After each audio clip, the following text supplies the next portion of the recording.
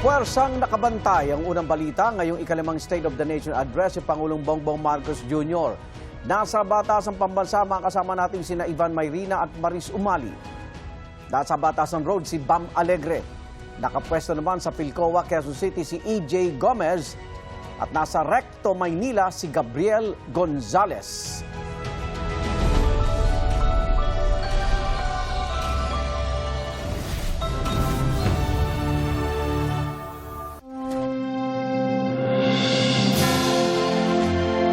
Ngayong araw ng ikalimang State of the Nation Address si Pangulong Bongbong Marcos Jr., Batasang Pambansa, Commonwealth Avenue at Menjola, bantay sarado. Pagtalakay sa kahirapan at mataas sa presyo ng mga bilihin, kabilang sa mga nais patutukan ng mga mamamayan kay Pangulong Marcos sa kanyang sona. Ilang mambabatas naman, mga isyu sa edukasyon ng nais marinig sa talumpati ng Pangulo.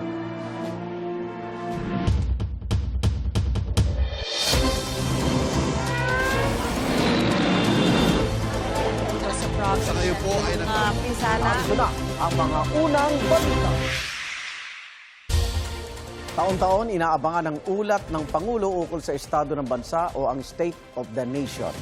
Ngayong 2026, ano-ano kaya ang mga isyu na gusto ng mga ordinaryong Pilipino na ilalatag ng Pangulo? Alamin sa unang balita ni Bea Pinlac. Mula sa pag-alagwa ng presyo ng petrolyo, panggigipit ng China sa ating karagatan, pagpapanagot sa mga sangkot sa korupsyon. Mahaba ang listahan ng mga problemang kinakaharap ng bansa ngayon. Kaya kaabang-abang kung ano ang mapahayag dito ni Pangulong Bongbong Marcos sa kanyang ikalimang State of the Nation Address. Paglaban sa korupsyon ang numero unong gustong marinig ng mga Pilipino sa ikalimang State of the Nation Address ni Pangulong Bongbong Marcos. Ayon yan sa isang Pulse Asia survey. Sumunod na riyan ang abot kayang bilihin at pagpapalago ng mga kabuhayan at trabaho. Tinanong namin ang ilan kung ano ang unang dapat ilatag ng Pangulo. Siyempre, mauna yung pagbaba ng bilihin kasi para yun sa taong bayan eh. Yung ganun, para lahat masaya. Masyado na po tayong naghihirap and yung mga opportunities po dito sa bansa natin is nalilimit. Kailangan din ayusin pa yung mga ibang bagay na nagpapahirap sa pamilyang Pilipino, yung presyo ng pagkain, yung transportasyon. Yung promise niya na magiging 20 pesos ang bigas. He should really try to hammer out what he did, the efforts that his administration did to really bring down the price of food items in the country. Pero ang tiyak daw na mababanggit ng Pangulo, ang flood control scandal. Mahiya naman kayo sa inyong kapwa Pilipino. I think it's one of the defining moments of his administration. And if he does not address this, if he does not satisfy the people's yearning to have a big fish arrested, then it would severely affect his legacy. May mga naaresto ng personalidad na sangkot umano sa flood control scam. Pero sapat ba ito? yung talagang mga malalaking involved dyan, di pa talaga nila mahuli-huli. Hindi naman nila nagawa ng tawag dito, solusyon. Of course, yung so-called big fish, particularly those closest to the president, because that would really show his mettle in addressing corruption. Hindi rin daw dapat palampasin ng Pangulo ang pagpalag sa panggigipit ng China sa West Philippine Sea. I think papalakbakan siya when he sends a very strong message, no, against China's actions. We are hoping na sana maging isa ito sa maging legacy ni PBBM na magkaroon ng second arbitral case. Mababanggit kaya ng Pangulo ang impeachment trial ni Vice President Sara Duterte? Baka magpaparinig siya yung ganon, but not mentioning the trial itself.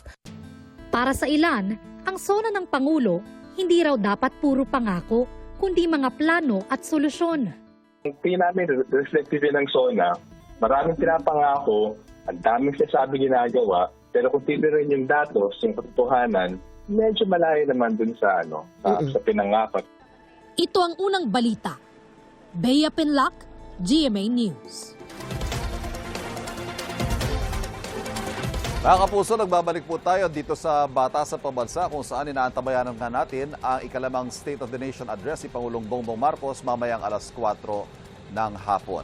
At kaugnay po niyan, makausap natin ngayong umaga, Undersecretary Claire Castro, ang ating Palace Press Officer. Yusek Claire, magandang umaga po sa inyo.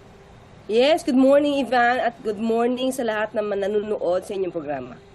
Yusek, nabanggit nyo na po sa isang nakaraang Palace Press Briefing na mismong ang Pangulo ang nagsusulat ng kanyang SONA. At kahapon nga po, naglabas ng ilang larawan ang Presidential Communications Office ng mga last-minute preparations ng Pangulo. What can you share with us, Yusek Claire, sa mga naging last-minute preps ng Pangulo this weekend? Oo, kahapon kasi nakita natin nagkaroon siya ng rehearsal. At di natin alam kung may mababago pa sa kanyang speech kasi ganoon naman ng Pangulo. Minsan nandiyan na yung oras pero pag may nakita siyang dapat baguhin, nababago pa rin. So mamaya siguro abangan natin kung ano sabihin ng ating Pangulo sa kanyang mensahe. At tumagal ng 1 hour and 20 minutes yung pagpapractice. Pero medyo mabilis pa yon ha. Medyo mabilis pa yon. So di natin alam kung mababago, hahaba pa o medyo iiksi. Aha, 1 hour 20 minutes. Yan ho yung usual niya, no? Anywhere from 1 hour 10 minutes to 1 hour 20 minutes yung karaniwan niya mga talumpati. Yusek Claire, bakit humahalaga para sa Pangulo na siya mismo ang magsusulat? I ask this in the context of the survey ng Pulse Asia kung saan ang lumalabas po na mga topics na gusto marinig ng ating mga kababayan. Unang-una, yung sa issue ng korupsyon at pangalawa, yung sa presyo ng mga bilihin. Ito ho ba'y mga malapit din na issue sa Pangulo? Yes, oo. Kahit pa wala nung krisis sa Middle East, alam natin na tinututukan ito ng Pangulo. At kasi ito yung pinakamalapit sa puso ng taong bayan at ito ang pinaka-concern ng mga kababayan natin. Kaya yun naman din ang tinututukan niya. Yusek, hindi ho natin maiwasan na marami sa mga kababayan natin, not necessarily the political opposition, mga ordinaryong Pilipino, who will listen to the SONA with a certain level of skepticism. Halimbawa ho, sasabihin ng Pangulo, ganitong ginawa natin, ganitong na-achieve natin, pero iba ho yung lived experience, ika nga, ng mga kababayan natin. Ano ho gusto nyo sabihin sa kanila? Sa kanila po, nakita din po natin na kung paano po ba magtrabaho yung Pangulo. Kung meron po kayong mga concern, ito naman sa atin ay hindi natin masasabi na lahat ng bawat Pilipino talaga ay nararating ng tulong ng Pangulo at ng administrasyon. So kung meron pa kayong ibang concern kasi baka meron nga talaga mga lugar na hindi napapansin o nakikita, mas maganda po talaga na makarating ang inyong mga hinaing. At yan naman po ay welcome po sa Pangulo. Yan po ay tinatanggap ng Pangulo para po malaman din po natin kung meron pa po bang dapat na idagdag na mga ayuda at mga tulong sa ating mga kababayan. Yung mga programang maaari pang maabot ang kasulok-sulukang lugar sa ating bansa.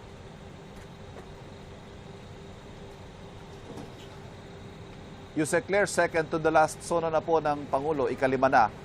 Do you think there's enough time for the President to accomplish what he set out to accomplish nung kaya po sinimulan ang kanyang termino?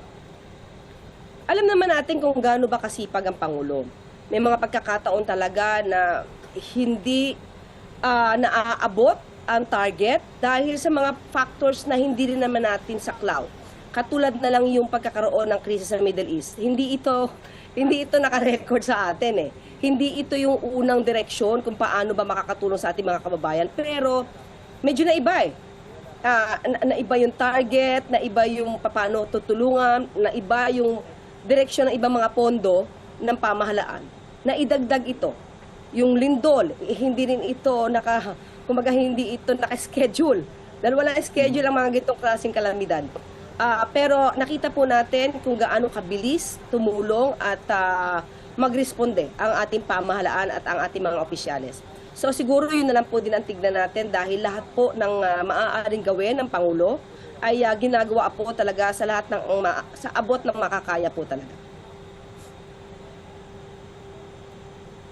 Panghuling tanong na lamang po, ikatlong SONA na ng Pangulo na hindi a-attend si Vice President Sara Duterte na sa ngayon po ay nasa London, base sa ating mga nakitang huling posts sa social media. But would you encourage the Vice President to at least monitor the President, Sona, para mapakinggan niya kung anong sasabihin ng Pangulo? Alam mo, sa mga bagay-bagay nito, hindi lang SONA. Sana tumutok ang Vice Presidente sa nangyayari talaga sa ating pamahalaan, sa ating mga kababayan.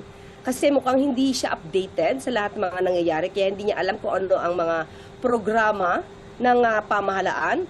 At sana tumutok siya para alamin din niya kung paano ba siya makakatulong sa mga issue ng inflation, sa issue ng pagtaas ng fuel price, sa mga bagay-bagay na ang Pangulo lang ang pumapasan ngayon kasi lagi po siyang wala sa bansa. Yusek Claire, maraming salamat sa pagpapaunlak sa unang balita. Thank you. Maraming salamat, Ivan.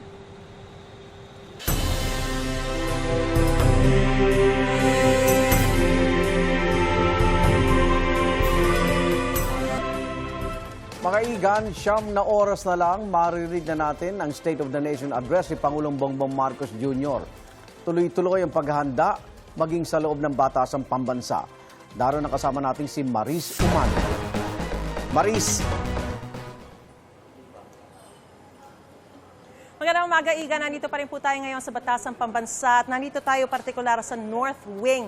At isa po ito sa magiging daanan po ng mga VIP at iba pang mga empleyado at mga staff ng House of Representatives at gayon din mga staff ng mga senador at iba pang mga bisita na pupunta po sa State of the Nation Address ni Pangulong Bongbong Marcos. Mamaya pa pong hapon, alas 4 ang State of the Nation Address, ang ikalimang State of the Nation Address ni Pangulong Bongbong Marcos. Second to the last na po ito ng Pangulo, pero pang 88th po ito na State of the Nation Address sa buong kasaysayan po ng Pilipinas. Sa ngayon po, kahit na mamayang hapon pa po ang gaganaping State of the Nation Address ni Pangulong Bongbong Marcos, ay abala na po ang sitwasyon ngayon dito sa Batasang Pambansa. Makikita po natin yung mga ilang paghahanda. Gaya niya na pinapasok na po yung mga mesa, mga upuan. At dito rin po sa labas ay makikita po natin yung mahigpit na seguridad gaya po ng mga K9 units na nandito po. Bahagi po ito ng inspeksyon na isinasagawa para masiguro po ng lahat ay talagang well secured.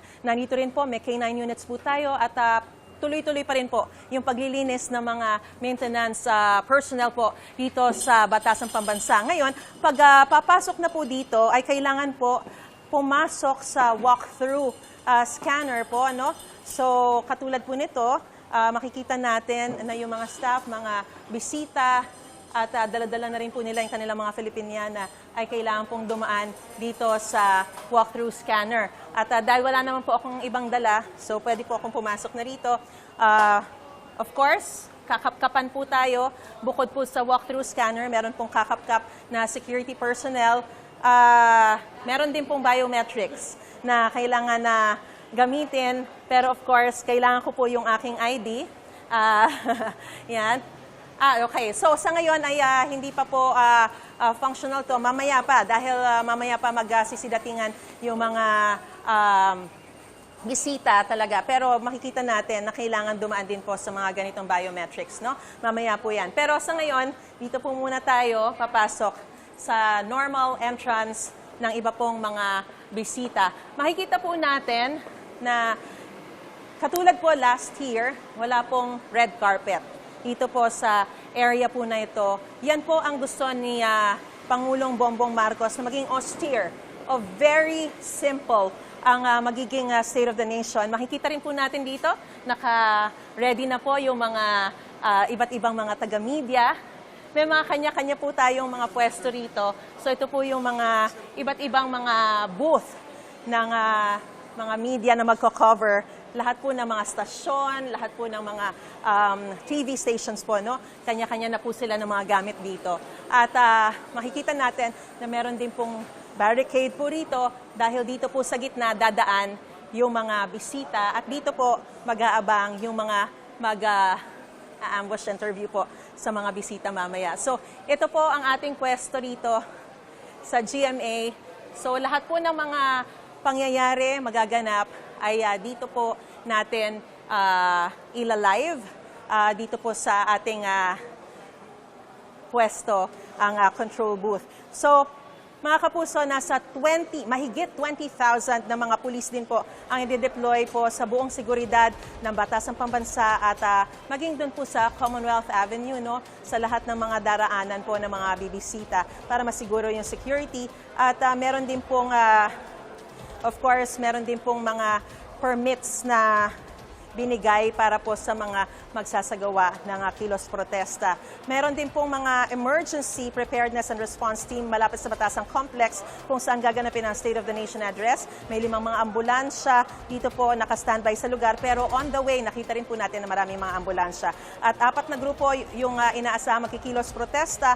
Ngayong araw binigyan po ng permit magsasagawa ng rally sa kahabaan po ng Commonwealth Avenue. Mamaya po, makakapanayan po natin si DOLE Secretary Francis Tolentino para bigyan tayo ng karagdagang detalye kaugnay po sa mga programa para sa ating mga manggagawa na isa rin po sa mga tinatalakay tuwing State of the Nation address ni Pangulong Bongbong Marcos. Balik po muna sa studio.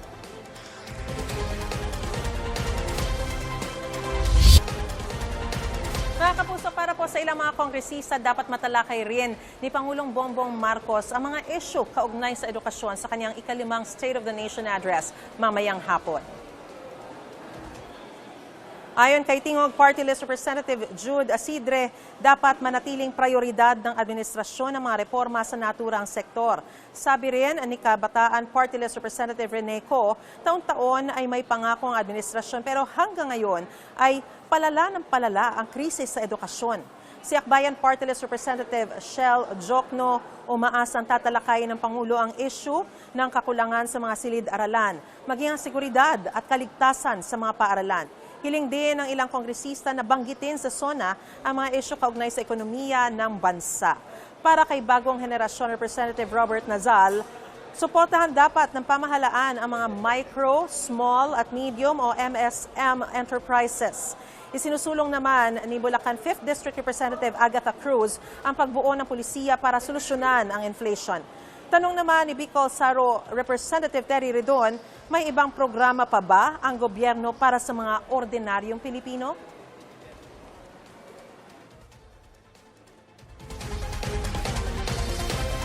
Mga kapuso, kabilang po ang issue sa sugal at yung planong itayong AI hub sa bansa sa mga ipoprotesta ng ilang grupo sa Maynila ngayong pong araw ng State of the Nation address ni Pangulong Bongbong Marcos. At may unang balita live si Gabriel Gonzalez. Gab, nagtitipon na ba yung mga ilang grupo dyan? Maris, kani-kanina lamang ay nagtipon-tipon na dito sa Recto Avenue sa Maynila ang grupong Kilusan para sa Pambansang Demokrasya. Ayon sa grupo, galing pa sa malalayong lugar ang ilan sa kanilang mga kasapi na magpoprotesta din ngayong araw. Dala-dala ng grupong Kilusan para sa Pambansang Demokrasya ang 3 malalaking card at mga gambling chips na sumisimbolo sa mga panawagan nila ngayong SONA ni Pangulong Marcos Jr. Ayon sa grupo, gusto nilang isulong ang mga usaping hindi madalas na pag-uusapan, gaya ng itatayong AI hub na Pac Silica, na ang kapalit umano ay ating lupang sakahan, supply ng tubig at kalikasan. Para sa grupo, tila itinataya ng pamahalaan ang ating soberanya sa pamamagitan ng pakikipagnegosasyon sa mga dayuhan. Binigyan din ng grupo ng bagsak na grado ang Pangulo dahil umano sa mga pangakong naapako gaya ng paglaban sa katiwalian. Pakinggan natin ang pahayag ng grupo. So part ng gusto namin gawin dito is i-highlight yung mga parts na baka hindi niya masyadong i-mention. Yung usapin ng mga deals na pinapasok natin, halimbawa itong Pac Silica, na napaka-general kapag tinignan natin, pero at the same time, alam natin yung mas substantive na kasunduan ay November pa lalabas. Talaga bang assured tayo na walang magiging aberya dito?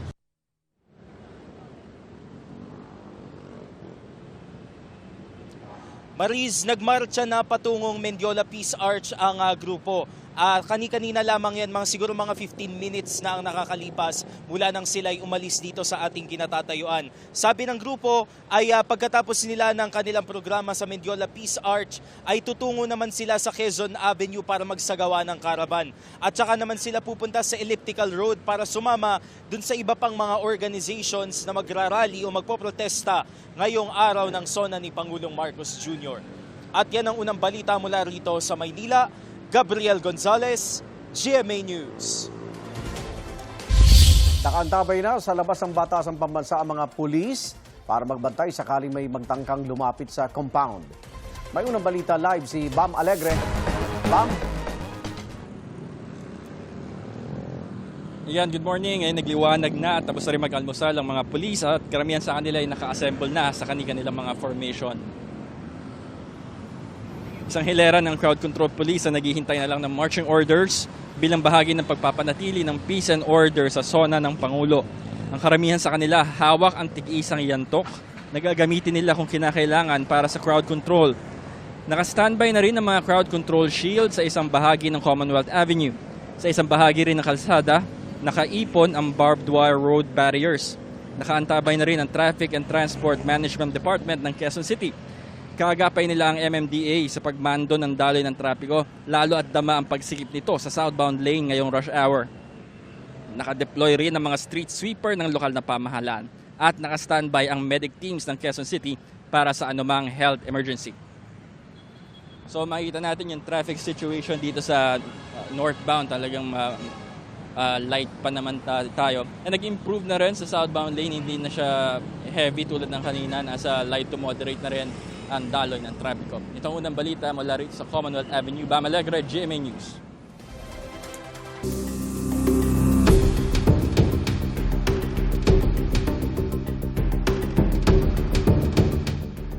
Pinuna ng House Prosecution Team ang social media post ni Senator Judge Pia Cayetano kaugnay sa diskusyon ng magkapatid niyan si Senator Judge Alan Peter Cayetano at House Prosecutor Representative Shell Jokno tungkol sa hiling noon ng prosecution na isampina ang tax at bank records ni Vice President Sara Duterte. Sabi ng House Prosecution, spliced ang video na ibinahagi ng Senadora. Sisikapin pa namin kunan ng pahayag si Senadora Pia Cayetano. May unang balita si Jonathan Andal. So ano makukuha natin? Sa mismong official Facebook page ni Senator Judge Pia Cayetano, ipinost ang video ng diskusyon ng kapatid niyang si Senator Judge Alan Peter Cayetano at House Prosecutor Congressman Shell Jokno sa impeachment trial noong July 20. Tungkol ito sa hiling noon ng prosekusyon na ipasampina ang bank records ni Vice President Sara Duterte. May text pa sa video na nagbabaka sakali lang at walang mga ebidensya pero nag-aakusa na. Sabi ni prosecution spokesperson Ace Barbers, spliced o kaya minanipulaan niya ang video na ipinakita ng senadora at nanawagan sa magkapatid na Cayetano na sabihin nila kung ano ang totoo. We would also like to ask Senator Judge Pia Cayetano and Senator Judge Alan Cayetano to simply tell the Filipino people, especially those that have seen this spliced video, kung ano yung katotohanan. Si Jokno nagulat daw sa video. Hindi yun yung sinabi ko nung nag-hearing kami. Yes, at hindi ako nagbabakasakali lang. What took place in the hearing, yun dapat sana yung naging subject ng anumang post on social media. Kaya sinagot niya ang post ng senadora sa isa ring Facebook post kung saan inilagay niya ang konteksto at ang kumpleto niyang sinabi sa pagdinig. Paglilinaw ni Jokno, hindi sila nagbabaka sakali lang. Aniya, may sapat na dahilan silang nakita sa mga record ng AMLAC o Anti-Money Laundering Council tungkol sa bilyong-bilyong dumaan sa accounts ni VP Sara at mister nitong si Atty. Manasseh Scarpio. Ngayong may sabina na ang bank records ng BC magagamit na ito ng magkabilang panig para patunayan ang kanilang kaso. At makakapasya ang mga senator judge sa kabuuan ng ebidensya. Pinag-aaralan ni Jokno kung may gagawing hakbang tungkol sa ipinost na video ni Senator Judge Pia. Batay sa Rule 18 ng Senate Impeachment Rules, pinagbabawalan ng presiding officer at mga miyembro ng Senado sa pagkukomento sa publiko tungkol sa merito ng gumugulong na impeachment trial. Para sa unang balita, Jonathan Andal, GMA News.